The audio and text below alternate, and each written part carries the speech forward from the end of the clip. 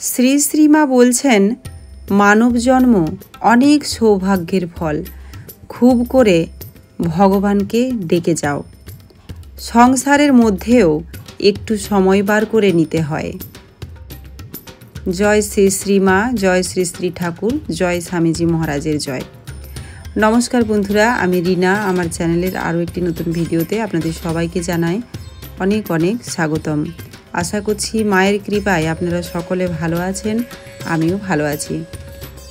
আজকে আপনারা এই ভিডিওটির মাধ্যমে পশ্চিমবঙ্গের প্রসিদ্ধ কালী মন্দিরগুলির মধ্যে অন্যতম একটি আদ্যাপীঠ, যেখানে মা কালী আদ্যাশক্তি মহামায়ারূপে পূজিত হন, অন্নদা ঠাকুরের আদ্যাপীঠ মন্দির সম্বন্ধে জানতে পারবেন, যেখানে জড়িয়ে রয়েছে নানান অলৌকিক কাহিনী।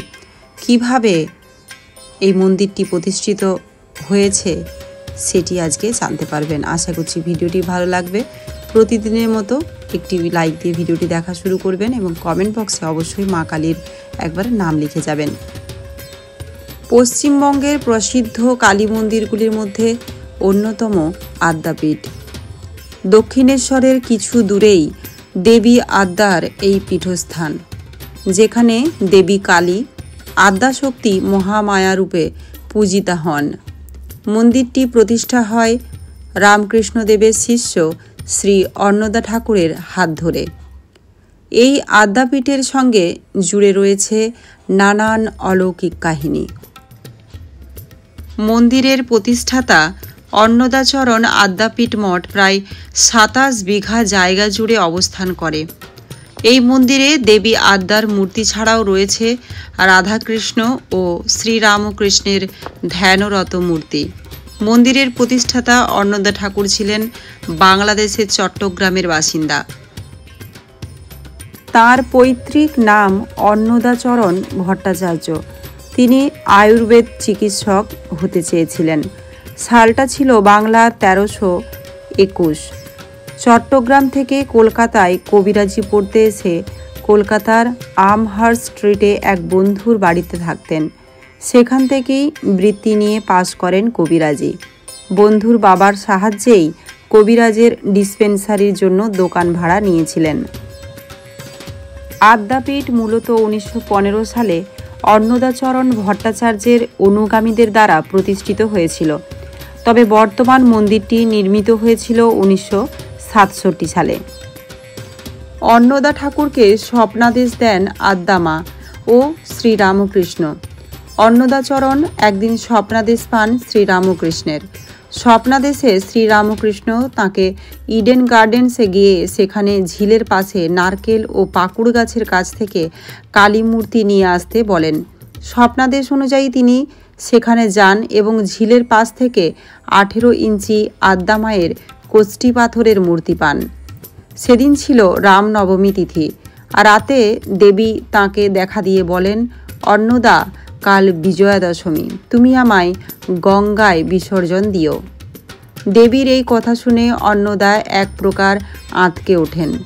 সে ভাবতে থাকে, পুজো পাঠ না করায় মা রাগ করে চলে যাচ্ছেন। তখন দেবী বলেন, আমি শুধু শাস্ত্রবিহিত মতে পুজো পেতে চাই তা নয়।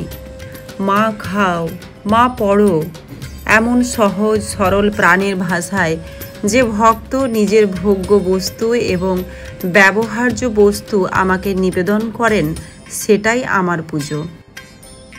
যদি কোনো ভক্ত আমার সামনে আদ্যা স্তোত্র পাঠ করে, তাহলে আমি বিশেষভাবে আনন্দিত হই। এরপর দেবী আদ্যা স্তোত্র বলেন এবং অন্নদা তা লিখে রাখেন। সেই স্তোত্রই বর্তমানে আদ্যাপীঠে আজও পাঠ হয়।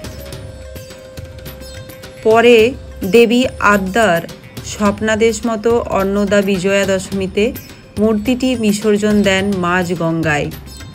স্বপ্নাদেশ মতোই মূর্তিটির ছবি তুলে রেখেছিলেন অন্নদাচরণ।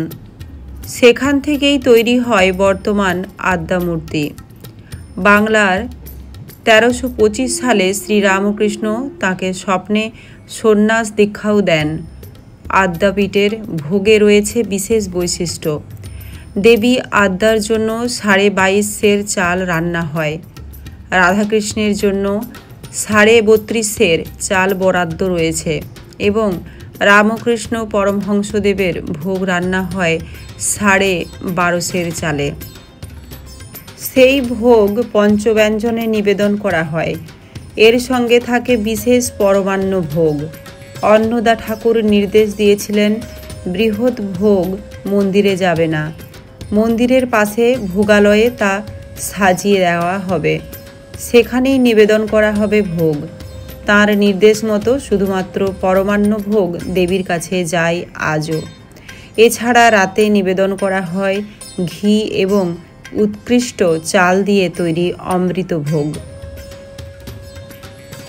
জয় মা কালীর জয়, জয় শ্রী শ্রী ঠাকুর রামকৃষ্ণ পরমহংসদেবের জয়।